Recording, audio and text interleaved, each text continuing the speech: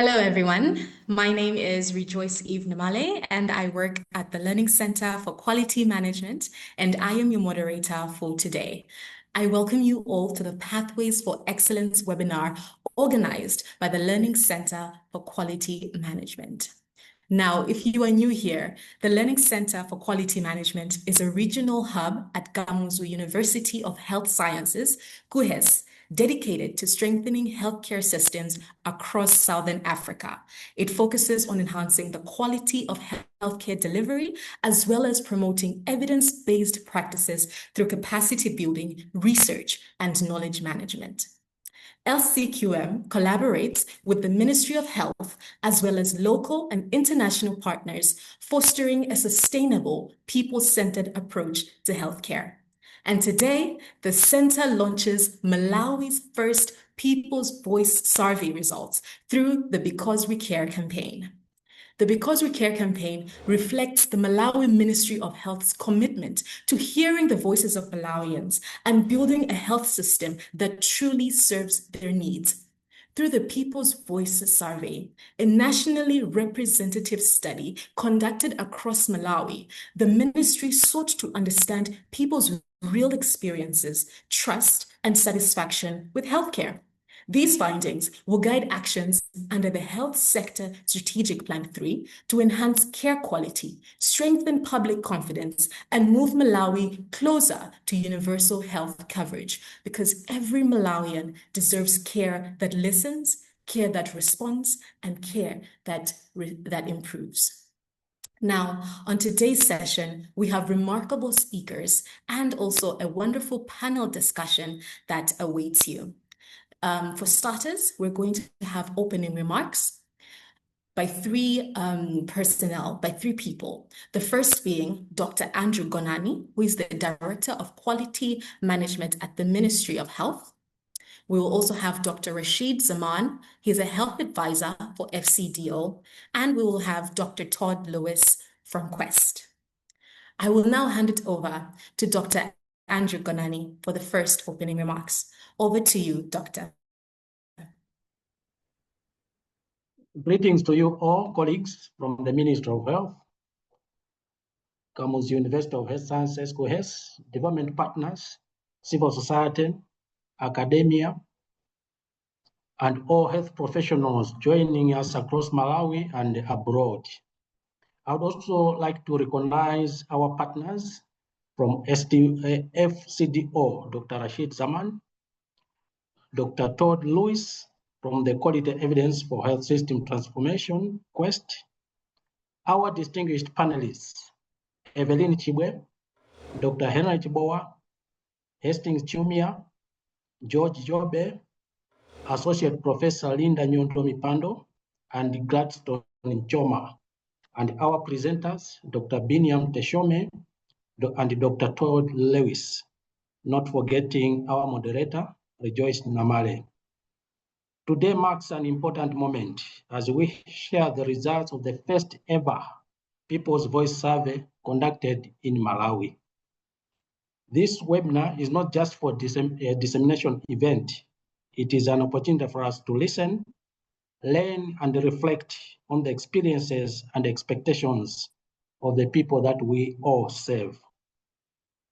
The People's Voice survey provides an independent, nationally representative picture of how Malawi perceives the health system with respect to its accessibility, responsiveness, quality, and trustworthiness. In the National Health Sector Strategic Plan 3 in Malawi, the Ministry of Health placed the collection of regular and routine client and patient feedback as one of the key strategies to achieve patient-centered quality of care towards achieving universal health coverage. Therefore, the ministry regards the results of this People's Voice survey as invaluable to all stakeholders, as they will inform further quality improvement efforts. It is therefore my hope that we shall all approach the results of this survey with openness and commitment, as the results might affirm what we already know or might challenge us. I encourage all stakeholders to use these findings to strengthen planning, guide targeted interventions, and improve the quality of services across the country. I thank you very much. Over. Thank you so much, Doctor. I will now hand it over to Dr. Rashid Zaman. Over to you. Thank you. Yeah, thank you. And distinguished guests, ladies and gentlemen, thank you very much for giving me this opportunity. And it is a great honor to be here to join us, you all, at this launching of People Voice Survey on Malawi's health sector. This initiative marks a significant step towards strengthening Malawi's health systems by listening to the most important stakeholders it has is the user, the people that it serves. So I think health is not just a survey or a service. It's a right, and to uphold this right, we must ensure that every voice is heard, every concern is acknowledged, and every suggestion are valued. People's Voice Survey is more than just a data collection exercise. It's a platform for empowerment, empowering people who want to listen from, to know how it's working for them, and to find any opportunity for us to strengthen the system and learn from the mistakes. By engaging citizens directly, we are building a bridge between the policy and practices, and the insights gathered will guide decision makers and all of us to design solutions that are inclusive, equitable, and responsive to the real needs. This is now we have moved from promises to progress. I commend the Ministry of Health and Sanitation Development Partners and all the stakeholders for this initiative. This commitment reflects a shared vision, a health system that is people-centered, transparent, and accountable. We are honored to be part of this initiative. As we launch this survey, let us remember that every response represents a life, a family, and a community. Let us use this opportunity to transform voices into actions and actions into practice. Together, we can create Malawi where health services are not just accessible, but are trusted and embraced by all, especially by its people. Thank you so much. Thank you so much. Thank you for emphasizing that health is not just a service, but it's a right, and that the People's Voice Survey is a platform to empower people and to strengthen health systems. I'll now hand it over to Dr. Todd for his opening remarks. Over to you. Thank you, Rejoice. Thank you, everyone. It's an absolute privilege to be here on behalf of the KUHeS Network. KUHeS is the Quality Evidence for Health System Transformation Network. It's a global consortium of researchers who are working together to build the evidence base for better health systems based at Washington University in St. Louis. And we are especially delighted to have the Learning Center for Quality Management as members of the KUHeS Network and leaders of the People's Voice Survey in Malawi. And with that in mind, I want to begin by just congratulating the team. Lifting a survey like this with rigor and with fidelity and with national reach is extremely difficult. So just getting to credible, representative results is a major achievement. And I think today's findings really reflect a deep commitment from the Learning Center, from the university, but also from Malawi.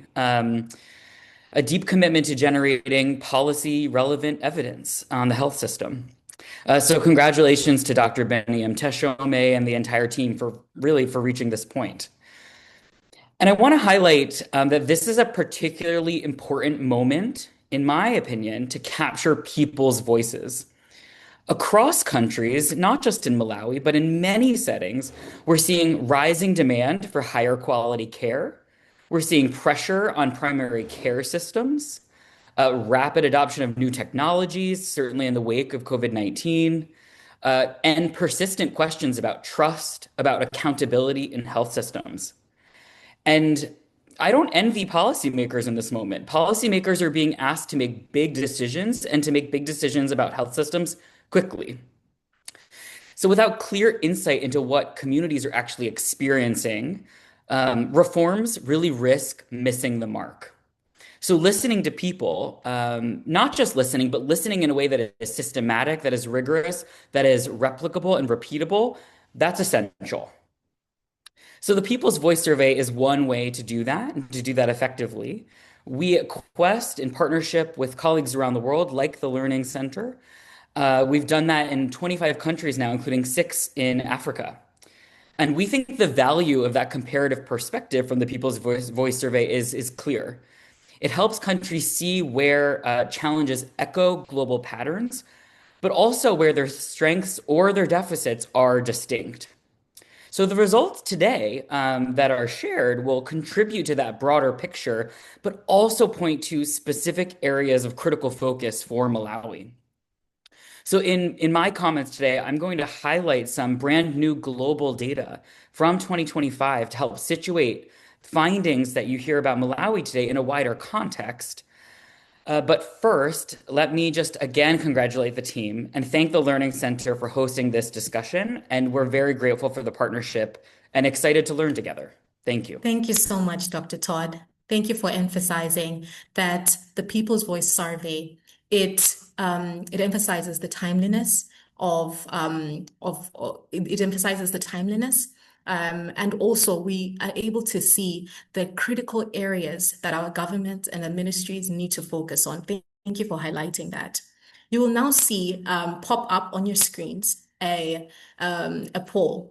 We have a few questions, 2 questions that we would like you to answer. So the audience would like you to have a feel of what some of our respondents during the survey rollout had to respond to. So you have a few minutes to just respond. The first question being, how long do you think is acceptable waiting time to see a provider at a health facility? So less than 30 minutes, 30 to 60 minutes, 1 to 2 hours, more than 2 hours. Pick your choice. And the second question is, have you ever had to borrow money or sell personal items to access healthcare? Yes or no? Please pop in your responses.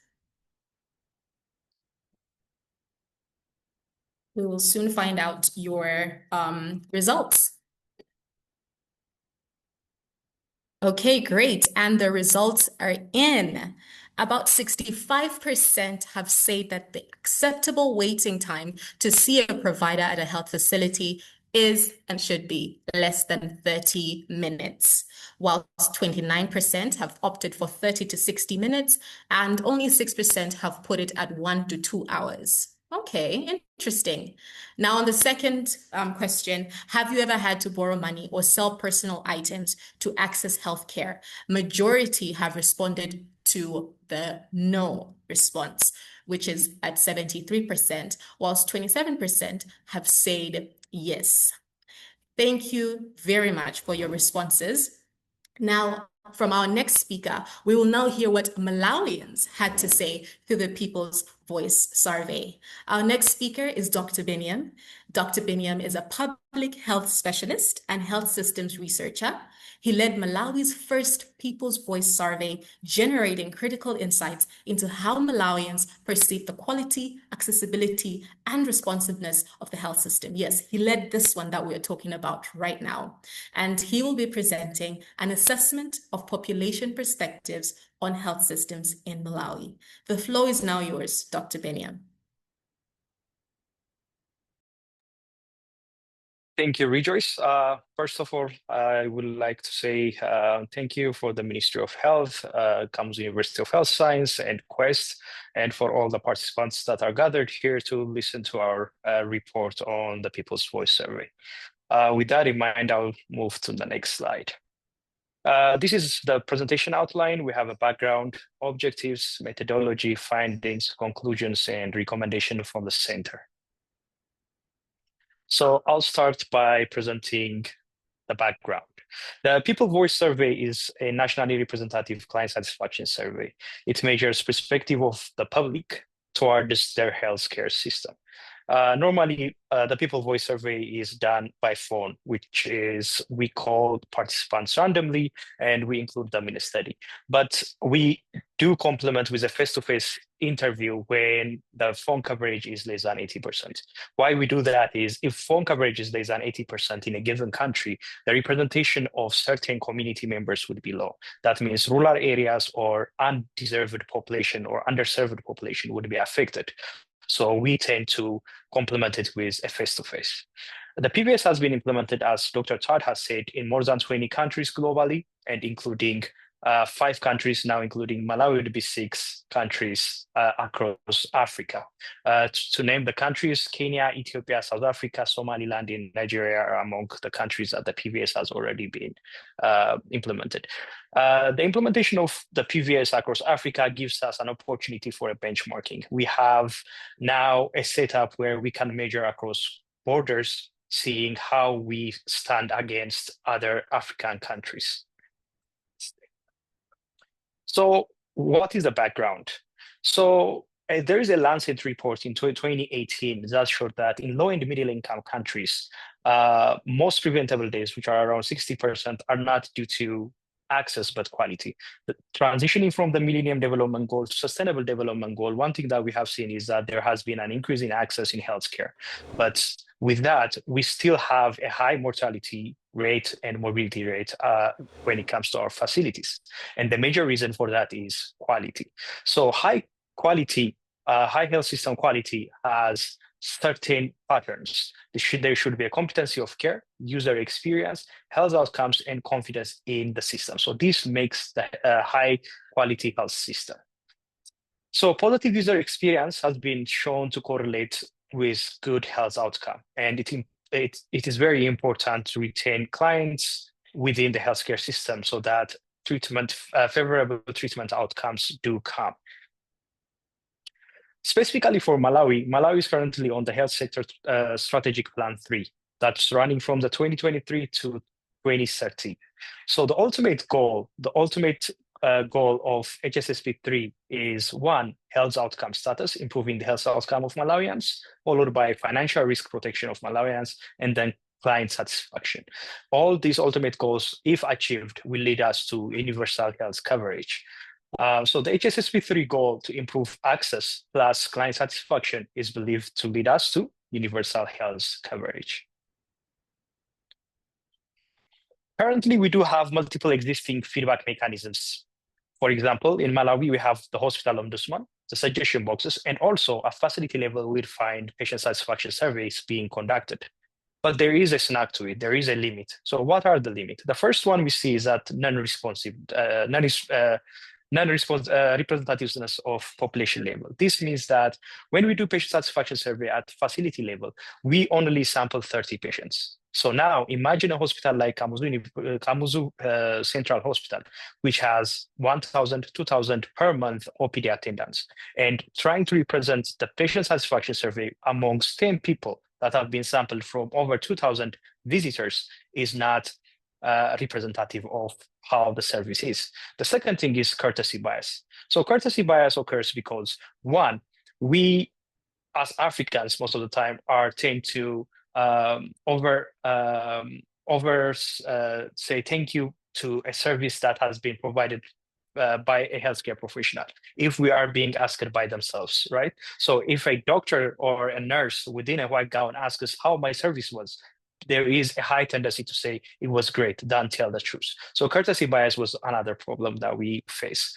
The other is exclusion of non-users. If a client comes today, has a bad experience in the healthcare service, and tomorrow decides to move from a public facility to a private facility, and when we do the next round of survey at the facility level, we're not going to get these people in. So non-users are not included with the current patient satisfaction surveys.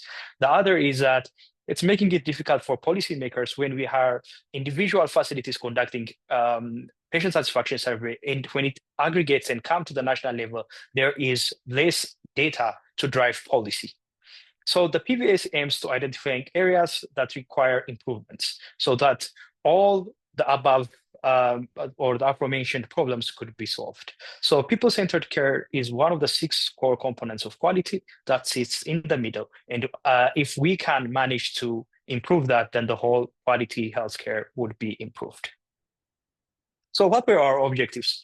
So the main objective was to assess the public's perception to the state of Malawi's healthcare system. Again, when we talk about PVS, it's all about perception.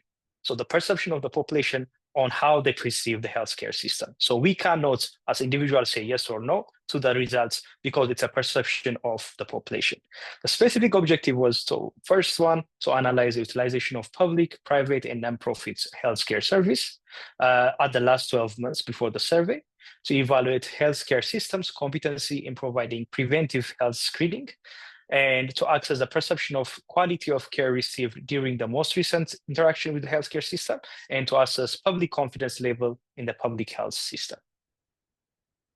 For methodology, we adapted the PVS survey tool from KUHeS, and after that, we used national stakeholders to adapt it to Malawi's context. Then we submitted our protocol to the National Health Research Science Committee for approval. Once we got that approval, we presented our proposal to the senior management at the Ministry of Health.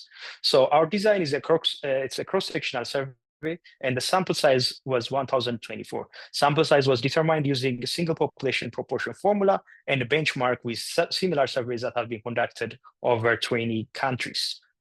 Data collection and sampling. So we did phone interviews. Phone interviews were done by random sampling from one of the major network providers within Malawi. Once we got 1 million accounts, then we randomly sampled 724 respondents from there. For face-to-face interviews, what we did was we used stratified random sampling by using the 2018 National Population Census to identify rural areas among the 3 regions within Malawi, and then sample 300 respondents in rural areas around the traditional areas. So the data collection was from March to April 2025. All 28 districts within Malawi were covered, and analysis was done using R. So what were our findings? The first is characteristics of respondents. As you can see, we covered 28 districts. From those 28 districts, majority of our respondents were from 3 districts, Lilongwe, Mzimba, and Blantyre, giving us, and this can be correlated to the high population density of the cities. Residents, most of our respondents were from rural areas, and region-wise, the disaggregation is seen. Male to female ratio were 50% both male and 50% female. Income level of our respondents, majority of the clients have an income level of less than 52,000 Malawian kwacha per month, while we see that only 1% were above 1 million kwacha. Characteristics of the respondents. 70% of the respondents said that their mental health was good, and 1 in 4 people reported of having a chronic illness. More of these were women. Around 60% that reported that they had chronic illness were females. 6 in 10, around 6%, were on health insurance. This shows how Malawi's healthcare structure, especially the health insurance, is private, and we don't have a public one. So most of them were under employee obedience to private health insurance. About 4 in 10 people indicated that they were not confident to raise their health concerns with providers unless that provider prompts them or asks them, showing imbalance between the patient and the provider. So the second finding is around utilization of care.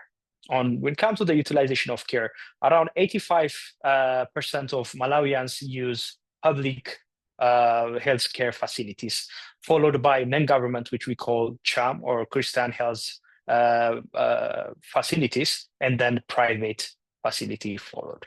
But why do they use these facilities? So the major response was short distance was an enabler for them to use public facilities compared to non-government and private, followed by good healthcare provider skill and low costs. Recent visits were because of urgent or new problem, followed by follow-up for chronic disease, and then preventative or health check. As we can see again from here, people visited healthcare because of either an emergency problem or it's a new problem, rather than going there for checkups or follow-ups. So what are the barriers to care that we have seen? So 32% experienced a health problem but did not seek care. This is population that were sick, but rather than going to health care facility, they said, no, we're not going to the health care facility. And we asked further to elaborate why they didn't want to go to health facility, even though they're sick. So the major reason was medicines and equipments were not available. As we have seen, majority of the people are using public facilities, but the major reason they're not going to access healthcare was because there is no medicine and equipment. The other major finding we found out here, most of you have answered that, around 70% have answered that you didn't borrow or sold personal items to access care. But here what we found is that 1 in 3 people from our respondents borrowed money or sold personal items to access care. And the scary part here is that rural areas are more affected, where 80% of them said that they had to sell something that is valuable so that they could receive health care. Preventative services. So here we wanted to see how non-communicable diseases and preventative healthcare screenings have been conducted across Malawi in the past 12 months. So our respondents told us that the majority had their blood pressure taken, around 48%, followed by blood sugar at 14%. But as we go down, screening, we can see a huge gap. Cholesterol, for example, only 4% of our respondents' cholesterol was checked. Cervical cancer screening is very low at 32%, and mammography was done only for 9% of our respondents. Dental vision, as you can see, is below 18%. And also, one of the most scary things that we have seen is that mental health screening is less than 6%, showing us our integration and CD screening is very, very weak. What about quality of care at our facilities? So one question that we have already propped up during our webinar was, how long do you think it's acceptable for you to visit a doctor? One thing that we have seen is in our public facilities, 69% were greater than 30 minutes. To be exact, 50% of clients that visit public health facilities are being seen for more than after an hour's stay. So our waiting time for 50% of our respondents was more than 1 hour. So is this really acceptable is a question that we need to be discussing. When we see the quality of recent visits, this means the last visit that our respondents went to a facility, how the quality was. And we divided into majorly 3 categories, then an overall quality of care score. So for the first one was knowledge and skill of the healthcare provider. So our respondents told us that for a public, for example, 38% chose that it was a very good or excellent knowledge and skill at the public facility, followed by NGOs or CHAM facilities at 33%, and then 44% were private. So level of respect by the health provider, 37% on public facilities, and availability of equipment, only 26% said there were good medication and equipment at the health facilities, at public health facilities. So when we see the overall quality of care that they received when they rated, most of our respondents said for a public facility, they gave it 35. So 35% of our respondents said that it was very good and above. That means 65% of our population are not happy with the service they're receiving at public facilities. And also at CHAM, we see that 59% are not happy with the overall quality being received there, followed by last as private. Private has the highest satisfaction rate. Quality of service in public facilities. Here, what we wanted to do was we wanted to see type of health services and see how the qualities were for our respondents. So the antenatal care, 33%, only 33% said they were very good or excellent. followed by childcare and for sick children. Only 34% again said that it was very good, and 23% said ongoing care for chronic conditions like hypertension or diabetes. Only 23%. And as you can see, and again, NCD has been very low received, having 11% only saying that it was very good or excellent during quality visits. So quality of service based on provider, this is overall. So overall, from what they have heard, what they have experienced, they said that private facilities have the highest quality, which is around 35% were satisfied with the service and say that it is quality service, followed by faith-based or NGO CHAM facilities at 31% and public facilities at 24%, scoring the lowest satisfaction amongst Malawians. Another question we wanted to ask was to see Malawians on their healthcare system requirement. So what do they think about the existing healthcare system?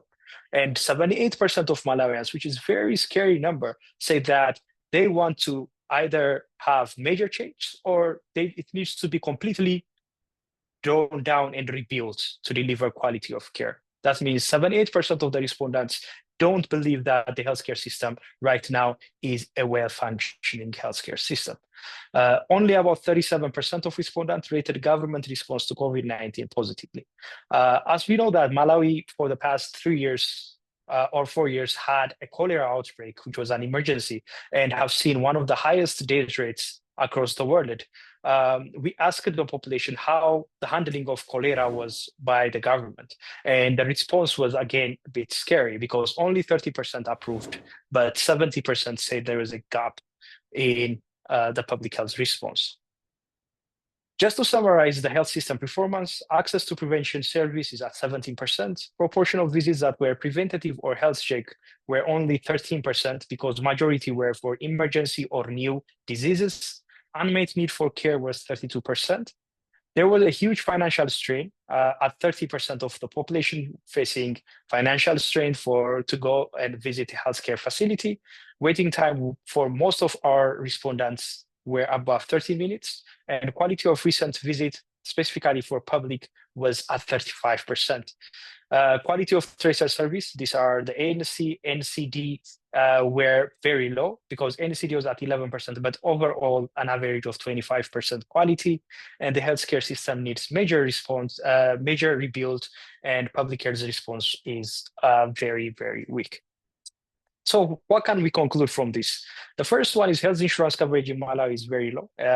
That's one thing that we need to take, and significant amount of Malawians lack confidence to speak about their health to their providers, showing power imbalance. Most Malawians use public health facilities, and their main reason for the choice is proximity, not because it's free. Most Malawians do not normally go to the health facility to seek preventive health service. Access to prevent health screening in healthcare facility is very low, and the public's perception of Malawi's healthcare system is low. According to the public, major reforms are needed. So what are our recommendations? The first one is to improve system barriers and financing of the public health facilities. As we have seen that major reason that clients are not going to our facility is because of supply chain issues. So we need to have a strong supply chain management systems and make sure laboratory and medical supplies are in continuous store. The second one is improve coverage of service by ensuring service points are closer so that long distance should not be an area where clients are not receiving care because our healthcare facilities are very far apart. The other is accelerate healthcare financing. Currently, we are trying to implement a DFF, which is direct to facility funding. So we need to make sure that this funding study should be disseminated to all of the facilities so that it helps them procure medication to their top 10 disease than waiting for a decentralized system to give them the medication list. The other is National Health Fund, like CBHI should be prompted and should be the next step for the Ministry of Health to ensure that health insurance is available for Malawians other than one provided by their organization.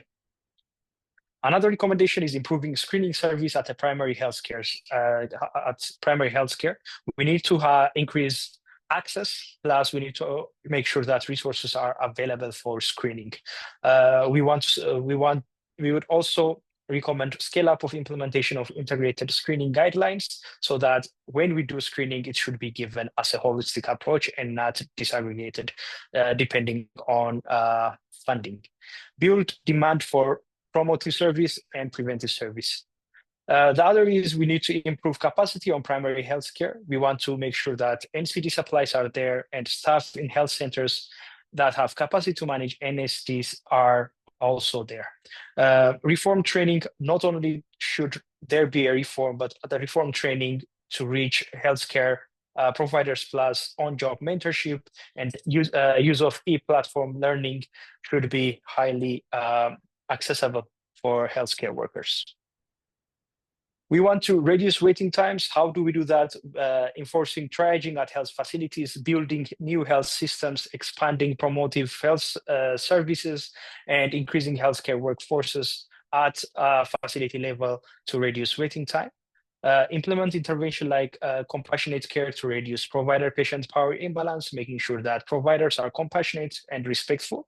Integrate the findings within department and annual joint work plans. So making sure that previous findings are part of JRAs so that departments plus stakeholders could plan according to the findings that we have seen, and track implementation of action plans in response to previous findings through SMET and joint annual review. This has been my presentation. Thank you very much. Thank you so much for the data shared as well as the recommendations that have been offered, Dr. Biniam. And there you have it, everyone, the results under Malawi's first People's Voice survey. If you have any questions, kindly put them in the chat box and we'll get them towards the end. And now we're going to move on to the next presentation by Dr. Todd. Dr. Todd Lewis is an assistant professor at Washington University School of Medicine. He brings extensive experience in health systems research and leads the Global People's Voice Survey implemented in over 20 countries to capture population perspectives on healthcare performance. Today, he will present the global context and regional comparisons of the People's Voice Survey. Over to you, Dr. Todd. Thank you so much, Rejoice, and thanks everyone for being here. It is wonderful to see such a large group who are interested in this topic, wondering how well the health system in Malawi is serving people right now. I want to highlight something in particular that Dr. Biniam, there were so many excellent points and really fascinating findings in your presentation. I just want to highlight one practical thing, which was you said that you finished data collection in April 2025. That is not that long ago. I just want to highlight the rapidity of this work and how powerful that is. These perceptions are live today. This is how Malawians are feeling about the health system essentially right now. So the findings that Dr. Biniam shared are really a pulse check from the population on the health system. And you saw he was able to describe essentially a great report of the health system from the population perspective. And I think that's extremely powerful. I'm going to do my best in the next few minutes to contextualize the results from Malawi in a broader global context among the other countries where we have done the People's Voice Survey. And in particular, I'm going to focus on just a few countries where we have done a second wave of the survey. So the first wave of the survey in many countries was in 2023. And then the second wave in several countries was in 2025. And today I'm going to show you some trends over time. And that's extremely powerful because you can compare countries to themselves. You can see trajectories of performance over several years. But also you get a regional comparison, as Rejoice said in the introduction. You can see how well countries like Kenya, like Ethiopia are comparing to one another in their performance, which really contextualizes the findings. So let me launch in with a bit of background on why we think the People's Voice Survey is so important and the motivation for a survey like this. As you've already heard, the genesis of this work was the Lancet Global Health Commission on High Quality Health Systems from 2018. And the commissioners who led this work said that a high quality health system really has three features or three values. A high-quality health system is one that consistently delivers care that improves or maintains health. Of course, it's the most important thing, improved health. But a high-quality health system is also valued and trusted by all people. And finally, it responds to changing population needs. Health systems cannot be, and are not, in reality, static systems. They are dynamic systems, and they need to respond to what populations need from them. And so the measurement recommendation, the way we understand how well health systems are performing, the commissioner said that we should measure the things, not that we as health system researchers or we as policymakers think matter, but what matters to people? What matters to the populations who rely on the health system? So those are things like competent care and systems. What actually happens when someone goes to clinic? User experience. Are you treated with respect? Do you know that the health system is there and you can rely on it? Health outcomes, of course. When people go to the health system, they want to get better. They want their problems solved. And confidence in the system. Can you trust that the health system is there for you?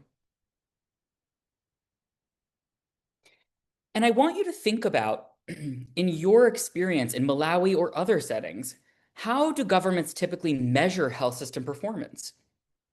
It's so often from the supply side, to borrow a term from economics, but it's from the perspective of the health system.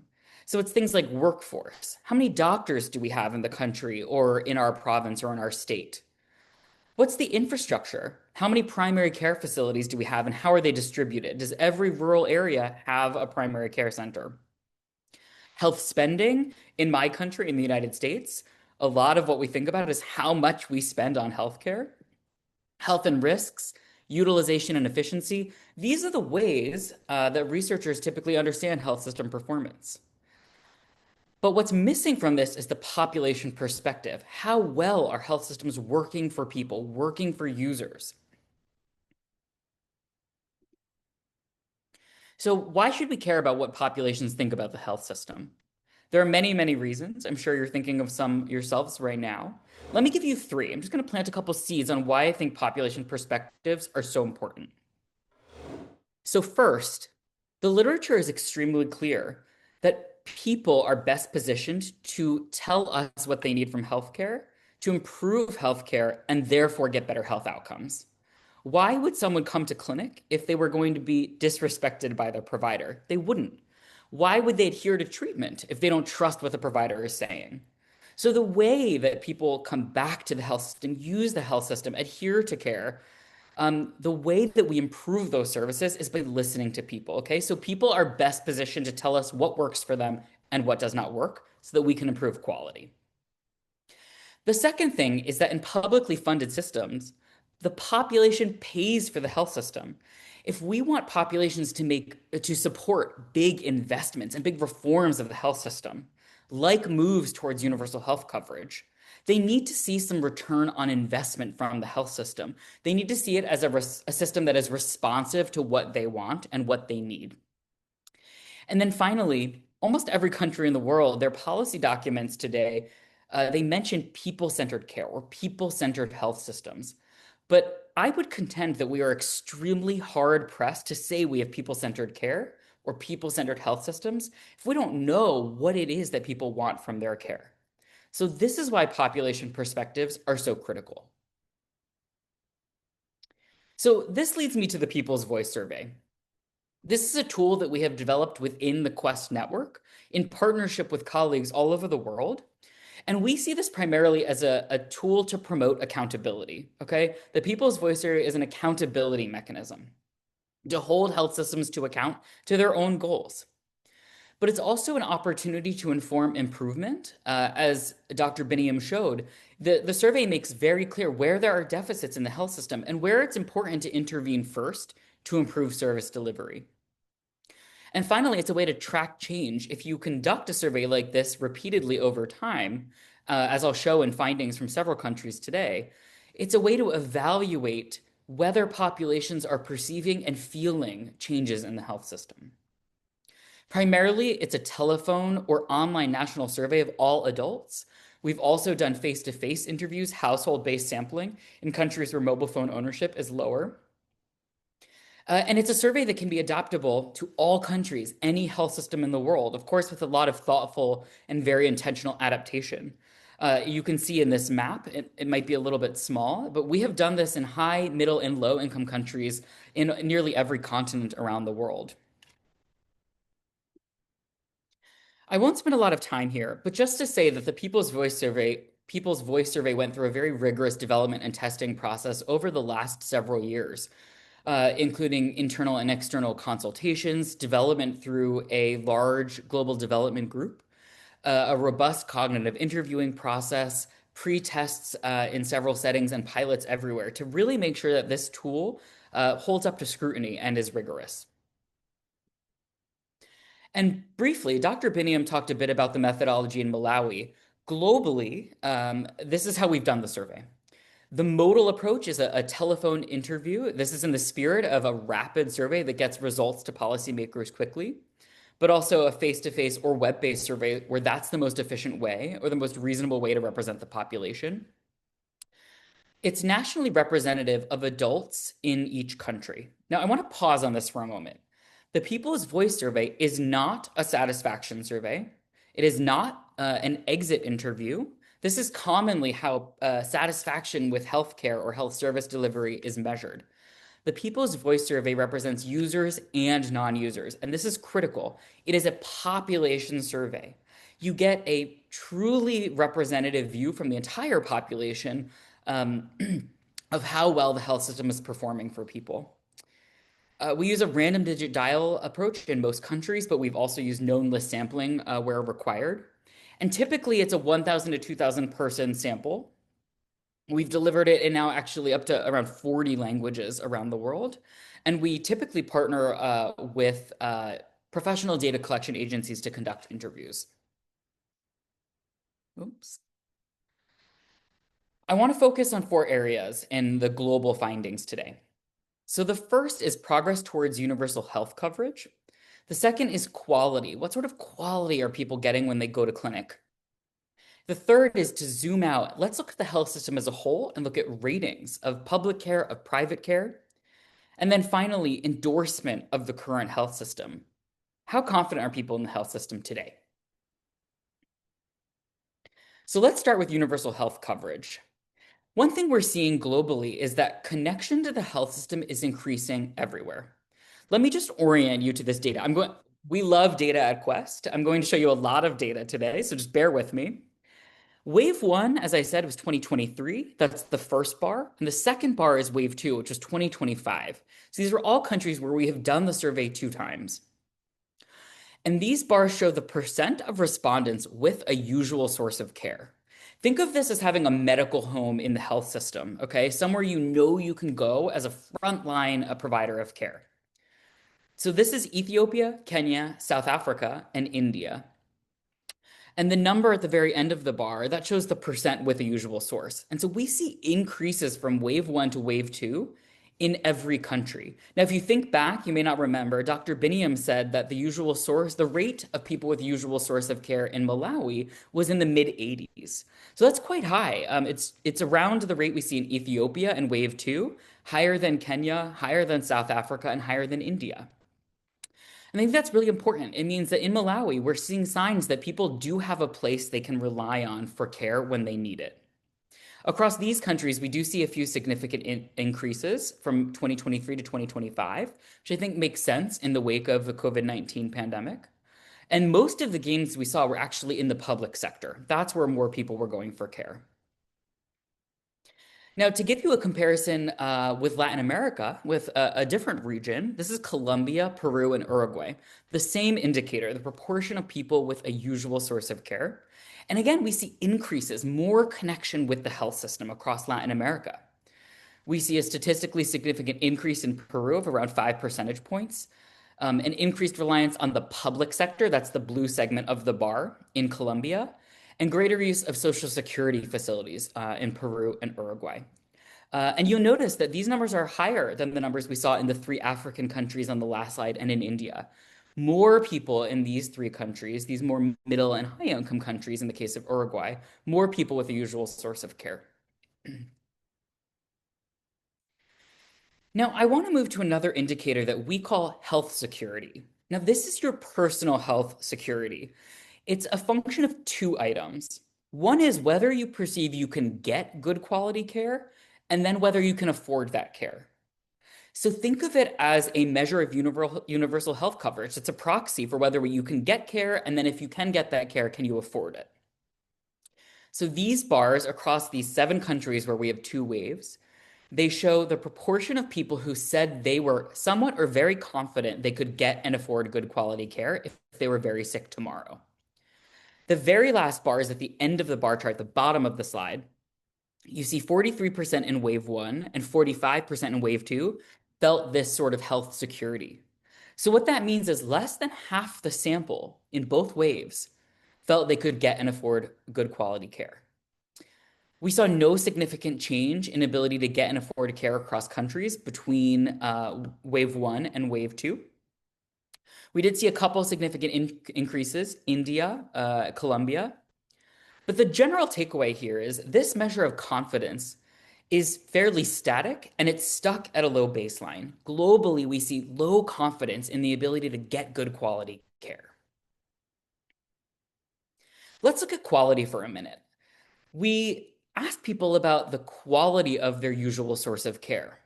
Now, I want you to remember about 80%, something mid-80s of the proportion of people in Malawi who said they had a usual source. Now we're going to look at the quality. So we see mixed impressions. I said there was more connection with the health system, but that does not equate to an increase in quality. We see decreasing ratings of quality between wave 1 and wave 2 in South Africa and in Uruguay, almost a 10 percentage point decrease in 2025. The major exception you'll see was India in 2025. Across many of these measures, Indian respondents were given much higher approval of the health system than compatriots in other countries. But we really see no clear regional pattern across these countries. Some increases in quality, some decreases. When we ask people to rate the quality of their most recent visit, this is where we start to see some red flags, some concerns. Across almost every country, ratings of the overall quality of your last visit were either flat or in decline. So these bars show the proportion of people who said, thinking about my last healthcare visit, my last in-person visit to the health system, these are the proportion of people who rated that visit as very good or excellent. So just think of this as good care, the proportion of people who said, this was good care at my last visit. Ratings were unchanged or lower in every single country. Dr. Biniam mentioned that these ratings, the rating of the quality of your last visit in Malawi was about 50%. So let's just look at that in the context of some regional comparators.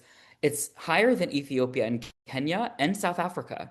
So people in Malawi, relative to other African countries in our sample, were giving higher ratings for quality. But 50%, still quite low, pretty high for the sample, but I wouldn't say that that's a resounding endorsement of quality. But from 2023 to 2025, across all 3 African countries and some of the Latin American countries, we see statistically significant decreases. So we're seeing declines in ratings of quality. And that was overall quality. Let's look at a couple specific aspects of quality. So these are a few measures of technical quality. And what you see here is really a heat map of the change from wave 1 to wave 2 across these 7 countries. So red means that there was a decrease from wave 1 to wave 2, and green means that there was an increase. So again, you see that Indians had much higher approval of the health system in wave 2 compared to wave 1. But across our 3 African countries, we see decreases on most of these measures of technical quality. If you look at knowledge and skills of the provider, we see 9 percentage point, 10 percentage point, 13 percentage point decreases in rating of how well people thought, how people thought of the knowledge and skills of their provider across these 3 countries. And if you look by country, we see South Africa in particular, Kenya, many large decreases across measures of technical quality. What about user experience? Aspects like provider respect, courtesy of the front desk staff, the non-clinical staff, how well you were involved in decisions about your care. We see similar findings to technical quality. If we just look at that top row, that's provider respect, we see decreases from wave 1 to wave 2 in Ethiopia, Kenya, and South Africa. In Latin America, we see more stagnation. We see some declines, not as large as we see in the 3 African countries in our sample. And again, we see very high approval in India. So I hope you can see here, you immediately get a picture of sort of regionally what trends we're seeing, what signals we're getting about quality performance. Let's just zoom out and look at the health system overall. This is ratings of the public health system or government-provided care in each country. And again, the percent who rated the public health system overall, whether they used it or not, as very good or excellent. So we see that ratings of care from the public sector decreased in nearly every country in 2025. If you look at the top 3 countries, the 3 African countries in our sample, it's largely static. We don't see any statistically significant decreases, just signals of decreases in ratings of the public's health system. We do see more significant decreases in Peru and Uruguay, so some major concerns here about perceptions of public health care in Latin America. And again, the exception was India. There have been some major investments in the kind of safety net health system in India that are just now becoming visible to the population across states in India, which is what we think contributes to this huge increase in approvals of that system just this year. What about the public system? I just want to pause for a moment. If you don't look at anything else in these bar charts, just look at the length of the bars in the rating of the private health system across every single one of these countries. I'm going to flip back now to the ratings of the public system. I think what's immediately obvious is we see a huge preference for private care across every single country. Across the board, I think this is no surprise. People think the quality of care in the private health sector is better than in the public system. Changes over the last 2 years are variable across countries and regions. We see a significant increase in India, but a large decrease in Kenya. And this is very interesting because there's recently been a large social health insurance expansion in Kenya. And yet people are rating the private health system much better than the public health system, but we're seeing a decrease. So that's possibly related to some of these reforms. And across Latin America, this has been relatively static. There's higher approval for private care, but not much of a change. Finally, let's look at endorsement. So Dr. Biniam presented some of these findings on endorsement for Malawi. This is the proportion of people who think the health system in their country, as currently structured, is working well and only needs minor changes, just some tweaks for the health system to perform well. And this is compared to thinking it needs minor changes or needs to be completely rebuilt. So the bars here across countries show the proportion of people who said, I think the health system in its current form is working pretty well. So overall, we see very few respondents were satisfied with the current state of the health system, both in 2023 and in 2025. Now, for comparison, in Malawi, this was 22%. So that's a higher rating than in Ethiopia. That's lower than Kenya, lower than South Africa, and lower than India. So what we're seeing is dissatisfaction with the current structure of the health system everywhere, also in Malawi. What's interesting is we see decreases in several countries, Ethiopia, Peru, and Uruguay. We see large dissatisfaction, increasing dissatisfaction with how health systems are structured today. Some increases in India and South Africa. So that's the current state of the health system, but what about the way it's trending? How do people feel about the direction the health system is heading? So this question asked people whether they thought the health system was getting better, staying the same, or getting worse. And these bars show the proportion of respondents who said, I think the health system is getting better. So regardless of the current state, how it's performing right now, what do they see coming down the pike for the health system? In every single country but India, fewer people in 2025 thought the health system was improving compared to in 2023. So we see significant decreases in Ethiopia, in Kenya, in Colombia, and Peru, and Uruguay, across all these countries. In Malawi, it was 49%. 49% thought the health system was getting better, just half of people. So that's better than we're seeing in Latin America, where there was widespread dissatisfaction with the way the health system was trending.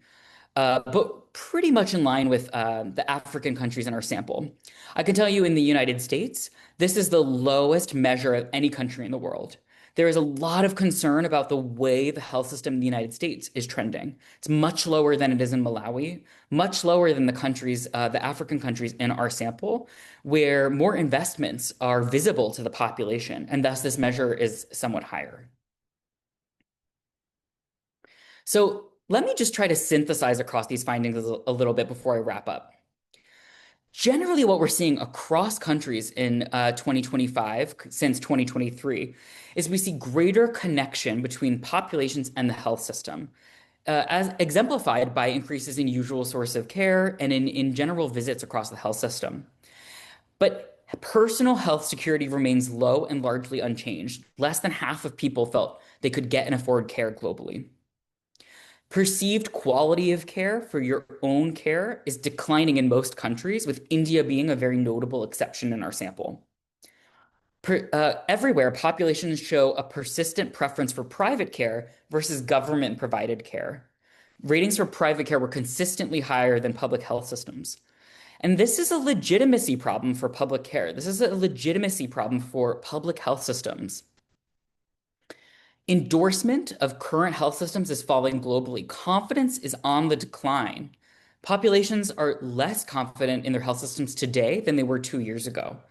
What that signals is that healthcare as currently structured is not working for people, and there's growing concern about the way health systems are trending. And optimism about the direction of the health system shows signs of collapse, especially in Ethiopia, Kenya, countries where respondents were very optimistic 2 years ago, even in the context of the COVID-19 pandemic, and across most of Latin America. And so what these findings show is areas like quality, where countries do quite well across the board, but other areas like confidence, where there are areas of concern, and we need to work to build trust among the population. Now, we're working now to share these results in sessions just like this around the world. Just to give you a sense of some ways that we do this. In Nigeria, for example, the Ministry of Health has taken up the People's Voice Survey as part of their quality measurement portfolio and will be repeating it annually so they can see how Nigeria performs over time on these measures, and it can be a comparator for itself.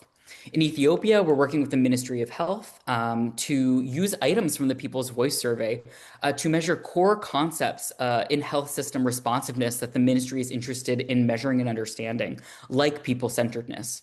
And so it's very critical that these results are shared and used so that they're not just in a publication or sitting on a shelf, but they're integrated into measurement strategies over time so we can really understand how well health systems are working for people or not.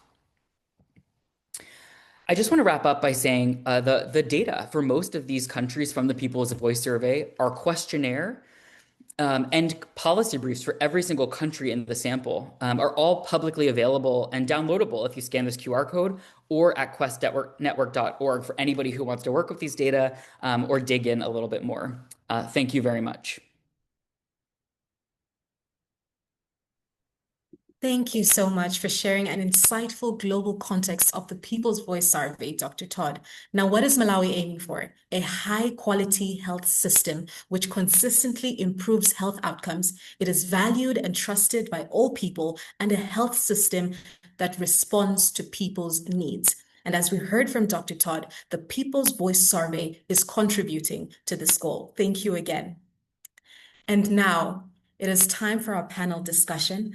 I will ask our panelists to kindly switch on their videos so that we may be able to see them, please. We have brought together with great intention key stakeholders in healthcare who will provide their insights on the results of Malawi's People's Voice Survey. Our speakers include Gladstone Choma. He is the Principal Health Economist at the Directorate of Planning and Policy Department, DPPD.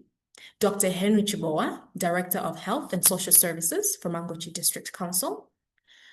Prof. Alinane Linda Nyondo Mbando, an Associate Professor of Health Systems and Policy at the Kamuzu University of Health Sciences, KUHeS. Hastings Jumia, Acting Director for the NCDs and Mental Health Division. Evelyn Chibwe, a registered nurse and NCD officer, as well as George Job, CEO for Malawi Health Equity Network, MEHIN. Thank you so much to our panelists for joining us today. I'll start with you, Sir Gladstone Choma. As Principal Health Economist for the Directorate of Planning and Policy Department, what stands out to you pertaining to the results, and what do you think are the implications? Yeah, thank you very much, Rejoice, and thank you very much to the presenters. I think this is really very, very critical that we are having this conversation today. So many things have captured my eye from the two presentations, to be honest. Really difficult to pinpoint a few things from it. But if I'm to talk about two things, as an economist, I would be worried about the 30% out-of-pocket expenditure that we're talking about here, where people that were responding to the survey are mentioning that they had to sell their goods, they had to face financial hardships for them to access health services. So, if we're talking about universal health coverage, this doesn't have to happen. If we're talking about universal health coverage, then we shouldn't be in a situation where we are facing financial hardships. So this is something that has really captured my eye, and it's something that truly I would agree that it's something that is on the ground.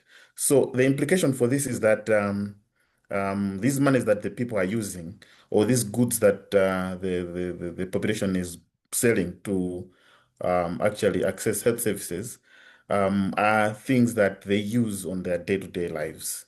And health in its own is not supposed to affect such. So as government, as the Ministry of Health, we need to look into how we can protect our clients, how we can protect the population from financial risk protection. So this is something that has really, really captured my eye. And it's also something that is being addressed in the health financing strategy, which is a subset of the HSP3, talking about how now do we protect the people that are not able to access health services. So basically, that's something that I've caught.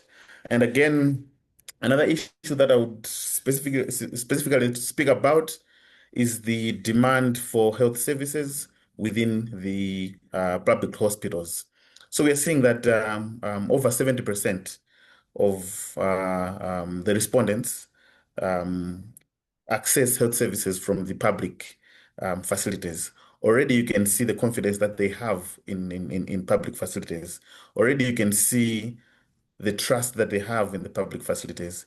And looking at the quality issues now, it's like the public facilities are letting them down. So if we're talking about demand, the demand is there. But on the supply side, it seems we are not really supplying the kind of health service that they want. So what do we have to do?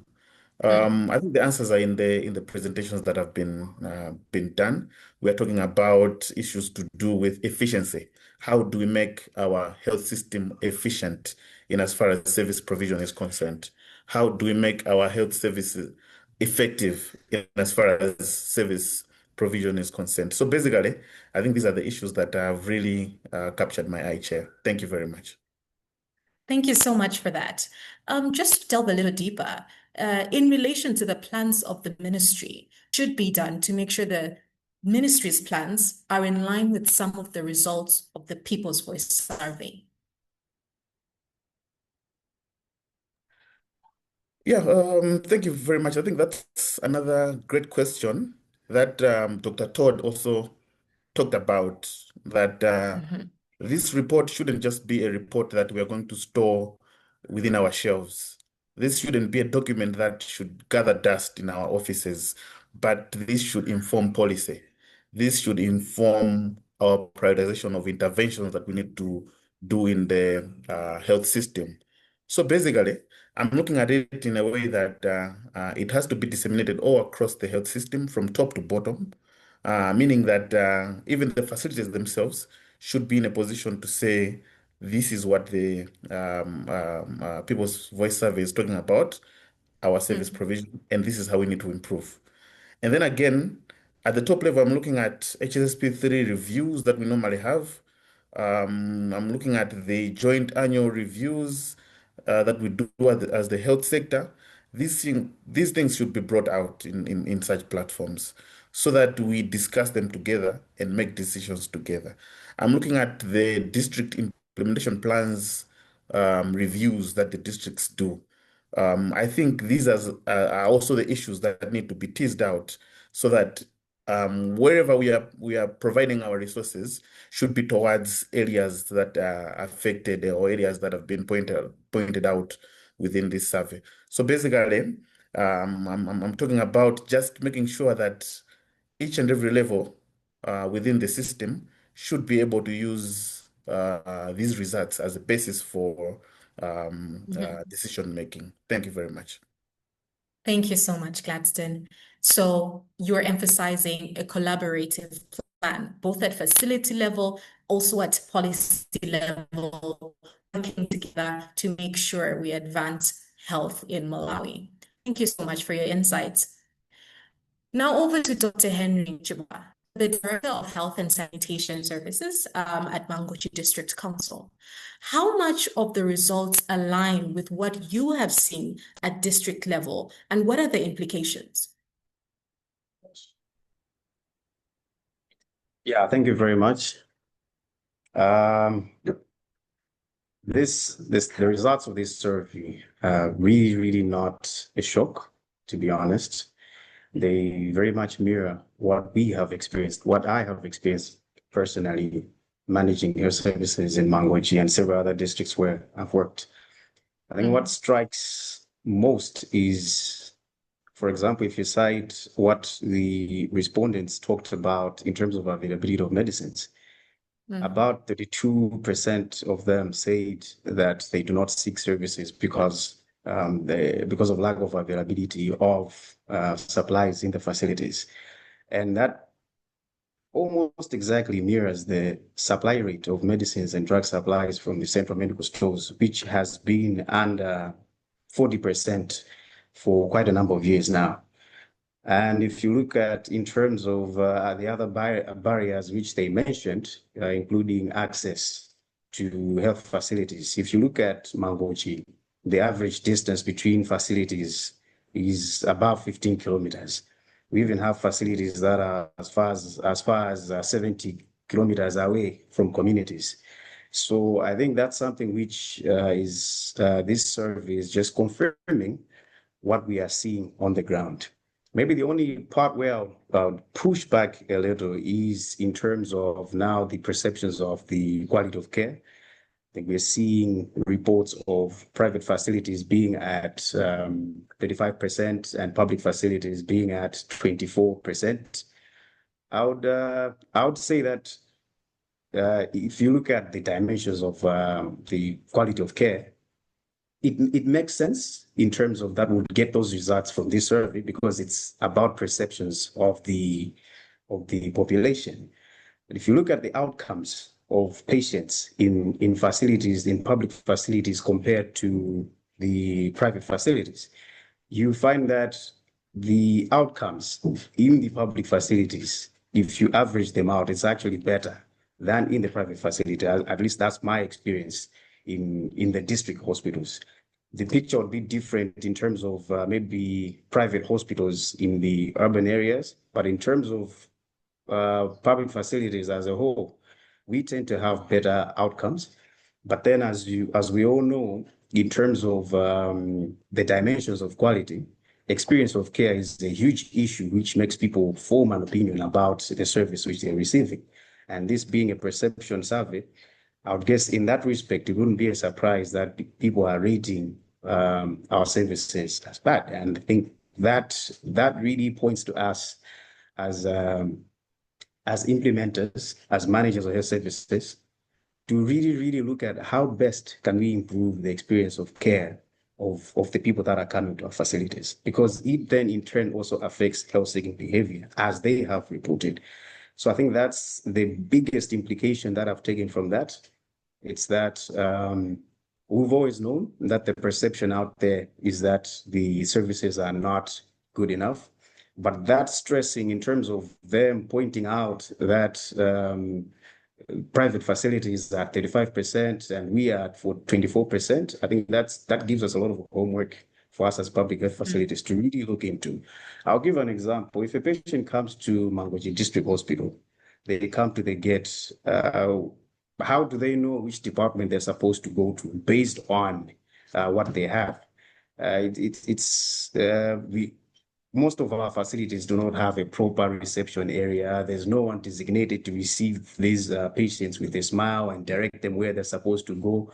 These are very simple adjustments which we can make and that do not require money. But if you look at our colleagues in the private hospitals, in the private facilities, if you go there, the experience of care is very good. So the competence levels might be better in the public facilities, but simply because we are missing it in terms of the experience of care, which is what matters to the patient in terms of their perception. I think this survey has really brought out issues that we need to work on. Thank you. Thank you so much. It's interesting to hear that the results are not a shock to you. Some of the results are not a shock to you because it then means that the PVS is reflecting the reality on the ground. You see the unavailability or unavailability of medicines being a critical issue, long distance truly being a barrier. So thank you for highlighting that. Now, in relation to health and sanitation services, what should be done to start responding to the results in the survey? Oh, that one, I think the answer is very short, actually. First of all these things that our people have reported, they validate the HSSP3, our health sector strategic plan. Because if you look in the strategic plan, we have about 11 reforms, and those reforms are actually tackling all these things which our people are reporting: supply chain, human resource. So all these things, they are captured in the health sector strategic plan, and it is a vindication of the importance of that plan. The only challenge is we are now in 2025 and the HSSP was launched in 2023. What have we done with those reforms? There's still a lot that has not been done for us to implement those reforms. So the policy framework is already there. We already have the direction. But in terms of implementing, in terms of moving now from policy to practice, that's where the challenge is. And for me, as an implementer who is in the district, I would say that basically what we need to do is just make sure that whatever we've planned in the HSSP, we should start showing it in the districts. If we're talking about devolving, for example, management of infrastructure, so that we increase access points, as has been recommended in the results of the survey, let's decentralize those things and give them to the districts for them to manage those funds and immediately increase access points. So I think we already know what we're supposed to do. Our people have confirmed that this is what we're supposed to do, but now we need to move from that policy to practice. Thank you. Thank you so much. It's interesting to note that the PVS has revealed the gaps thus far. And as you have said, there is much work to be done. Moving forward, Alinane Linda Nyondo Bando, Associate Professor of Health Systems and Policy. How are you? I'm good, and yourself, Rejoice? I'm good, thank you. So a question for you, Alinane. What stands out to you pertaining to the results of the survey? Thank you. The results were quite insightful and not quite a surprise, as Dr. Henry has said. However, for me, what stood out, the rates of people being able to access screening services. So consistently, they are quite low, and I would have thought that for blood pressures and glucose levels, those could have been a little bit higher over time. But seeing that they are quite low, and then the burden also for people seeking health services is chronic conditions. So that also speaks so much, and I can see a pattern of a relationship from point of screening to the point of burden, and also to the point on how the health systems are overly burdened by something that has been constantly over there, and that would be burdensome over time. Second of all, what stood out for me was the lack of confidence by the users to be able to, one, question about their health, but also to just engage or raise concerns with healthcare workers. This has been there. It's not a surprise, but it's also quite concerning that it should just continue just like that. So those two things were the ones that stood out for me. What do you believe are the implications of these? For me, the implications, the minimal level of screening implies that what is going to happen within the health system is that people are going to come to the system when they are already quite sick. Because if we're able to screen them, then at that point, measures could have been taken far much more early. And that also creates a cyclical pattern whereby you now start to use more health resources than you could have used if screening measures were already taken ahead of time, which in a way still burdens the healthcare system, not only on resources, but also on healthcare workers, because these things could have been prevented much more earlier. The lack of confidence and the inability of end users to raise their health concerns actually pushes us away from implementing personal people-centered care, which is in our HSSP3, because then it means we cannot incorporate their values, their preferences into the care that we're giving.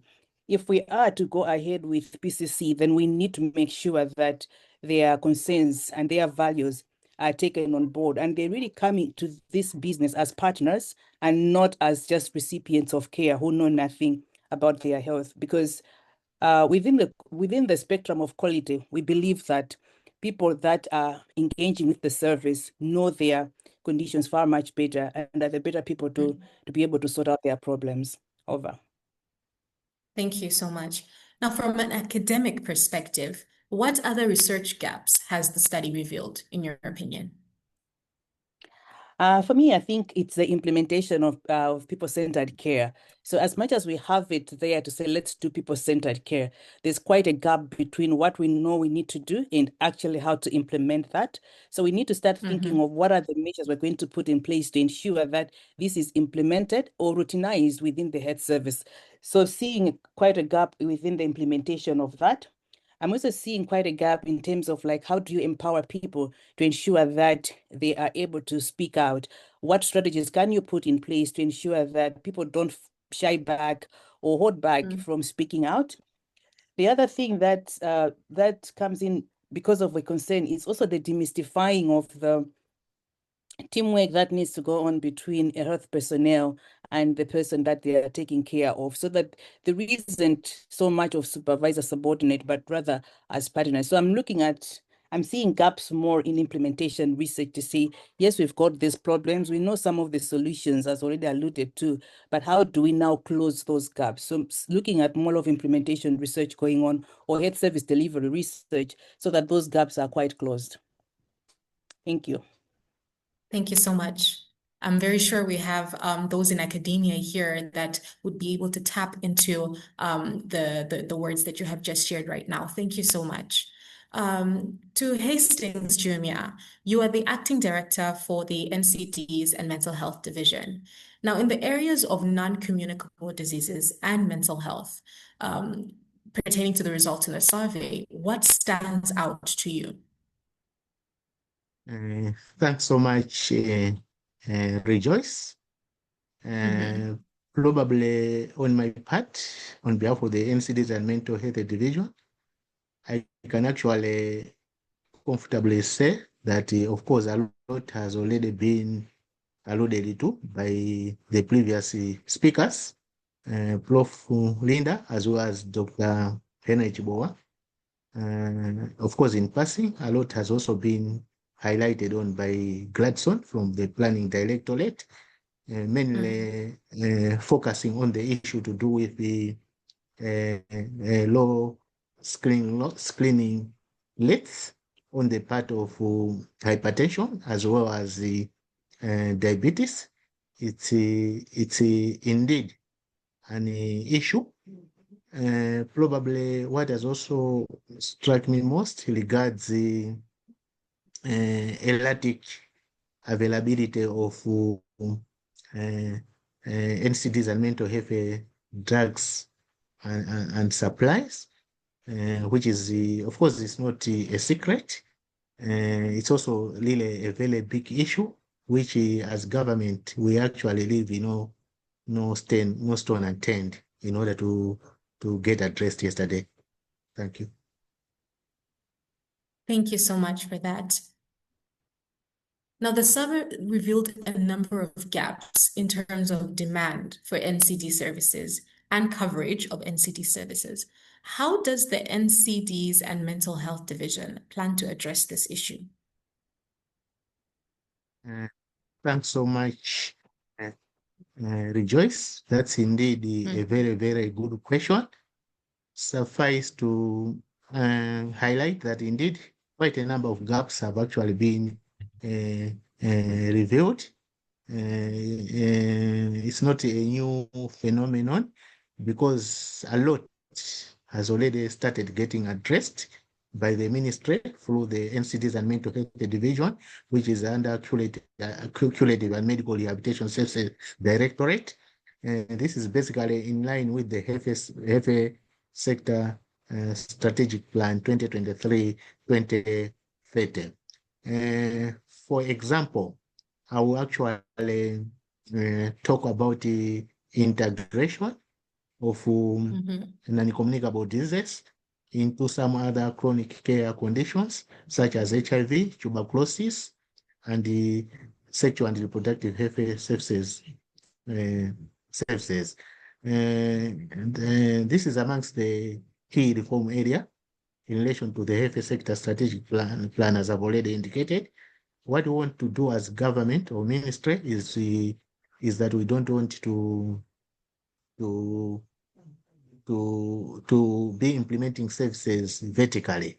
We want to be implementing NCDs and mental health services as wholesome in collaboration with some other chronic care conditions as I've already indicated.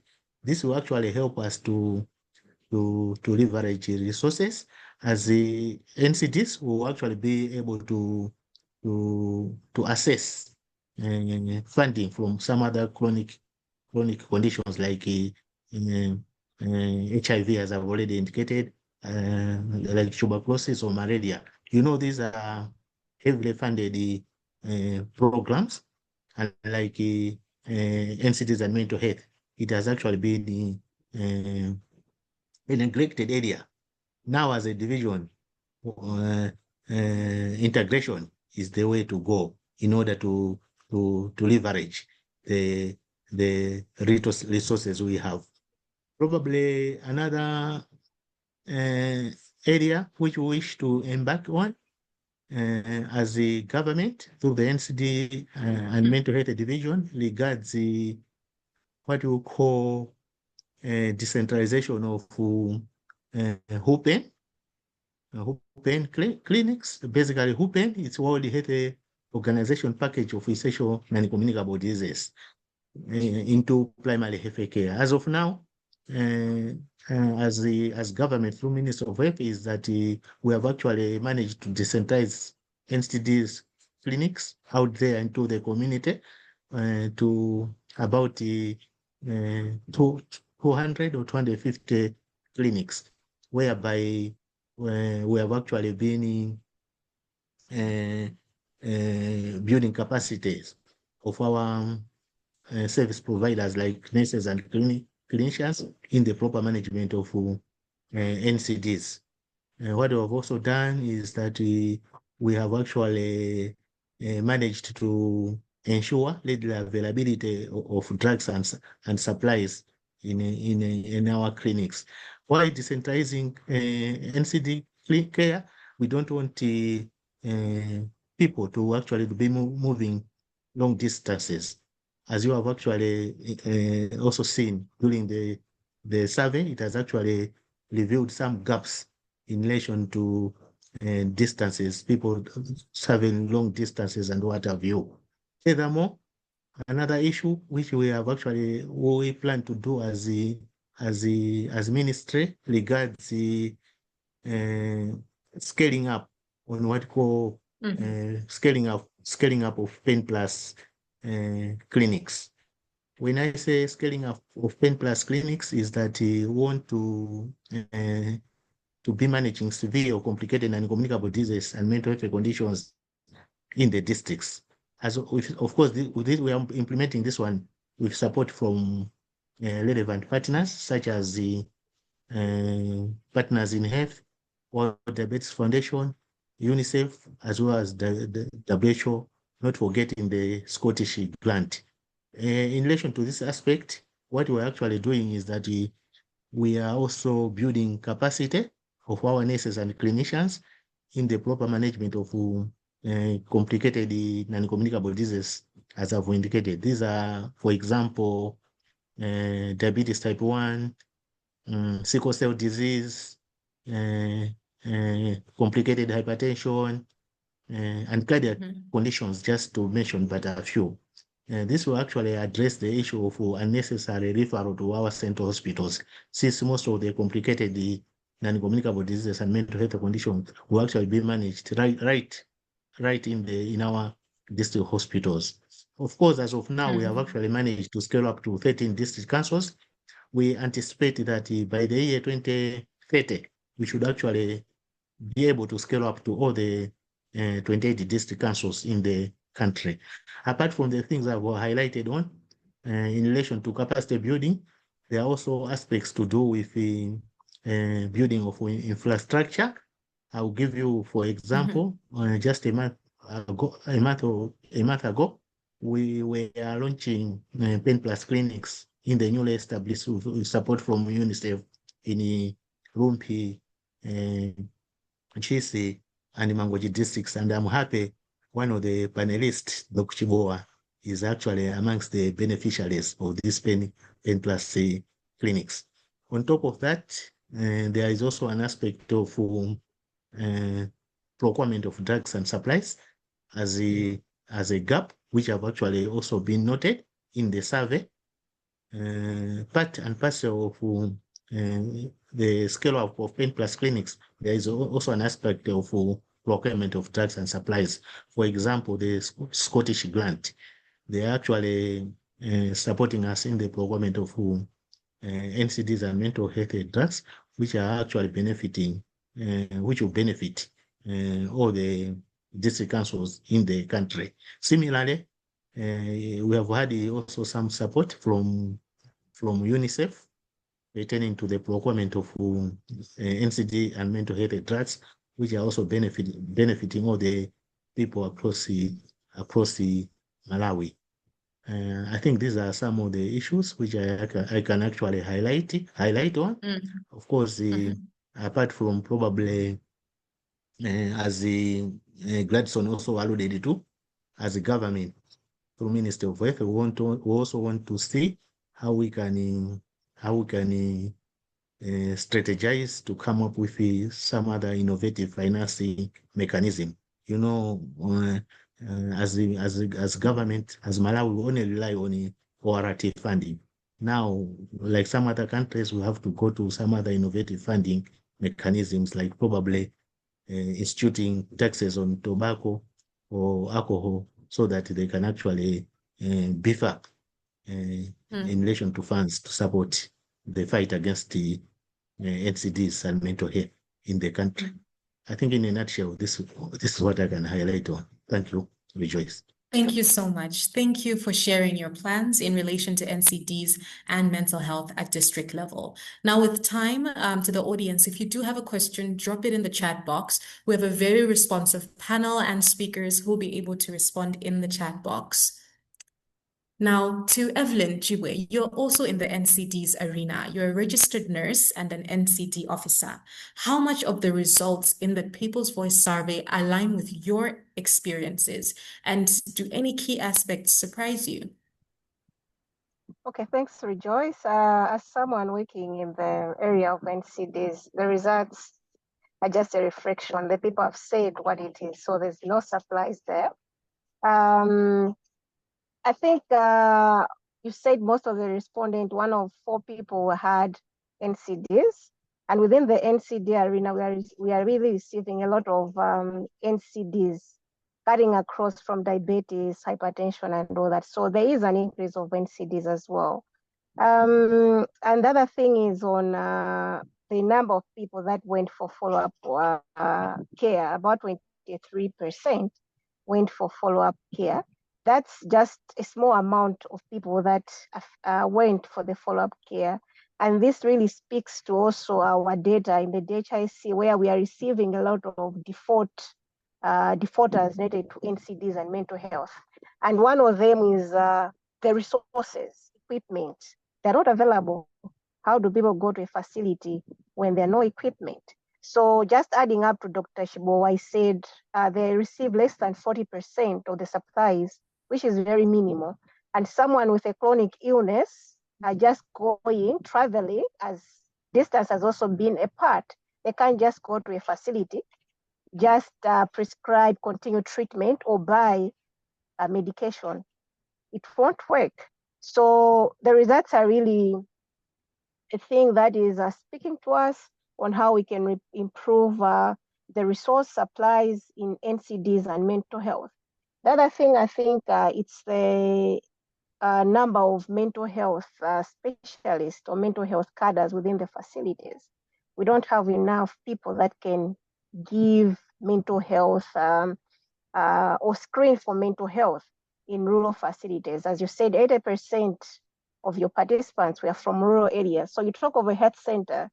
What are the cadres at a health center? Are they able to screen for mental health conditions such as depression, anxieties, and all that? So the results really resonate with my experience, and it's no surprise, though I would have loved if you have included an entity of breast examination, because you're talking of mammographs. How many people, how many mammographies do we have in Malawi? How many of them? Definitely, they're mostly in private areas. So you would have added an entity of breast examination and all that.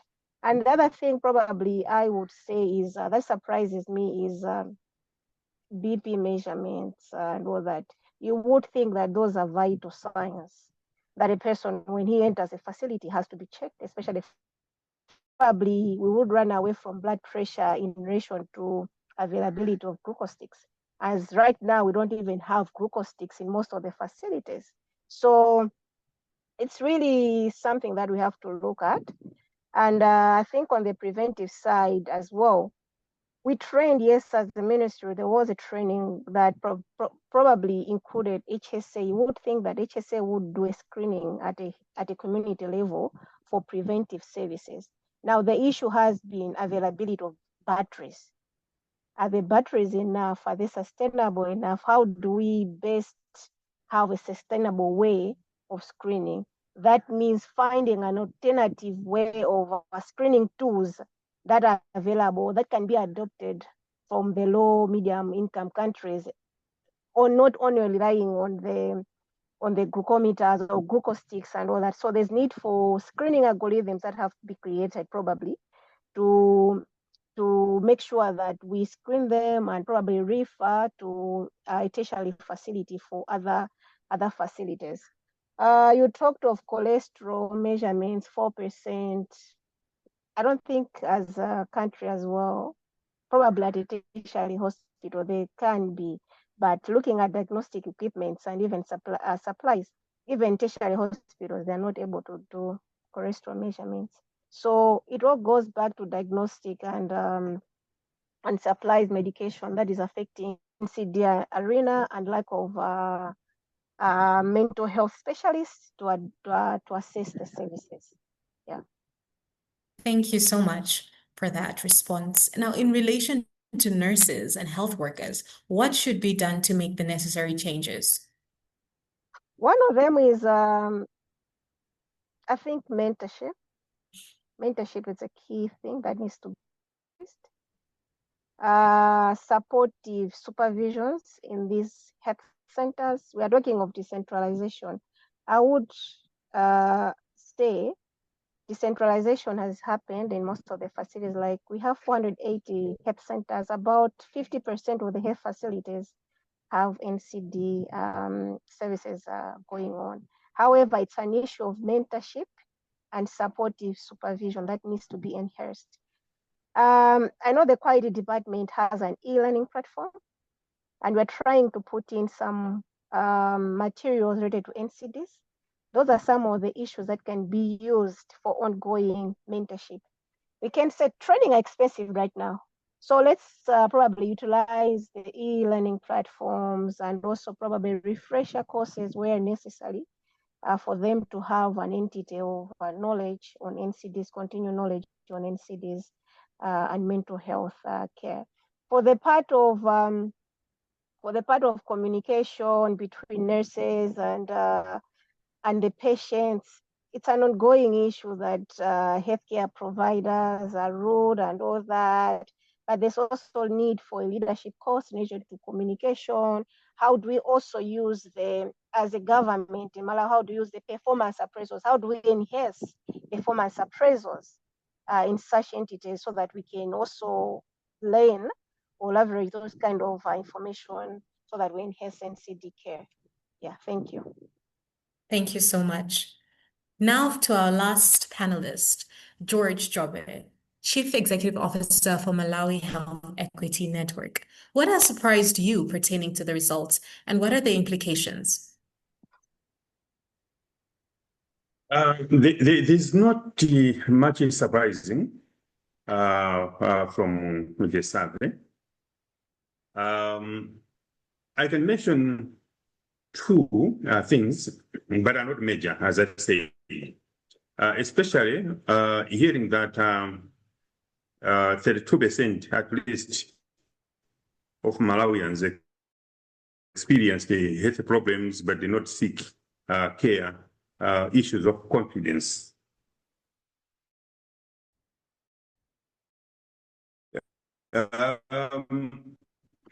When you go to most health facilities, staff members would work in a public health facility. People could not have confidence during their time. They go in a private health facility, there is more confidence there. I think there's something that may need to be done. Then also looking at, not surprising, that preventive health services uptake is as low as 13%. That is very true. For someone who is feeling well to just go to a health facility and check if everything is okay, I think that one is very rare. But what is interesting to us as the Malawi Health Equity Network is that this element has been raised, which means that it's an element very important to prevent, and yet we don't much think about it. So it is just interesting. Hearing from the reports, the implications to us are that we cannot strengthen the health system without meaningfully listening to the people that are served by the system. So here we have the voice of the people, and the data provides a clear roadmap.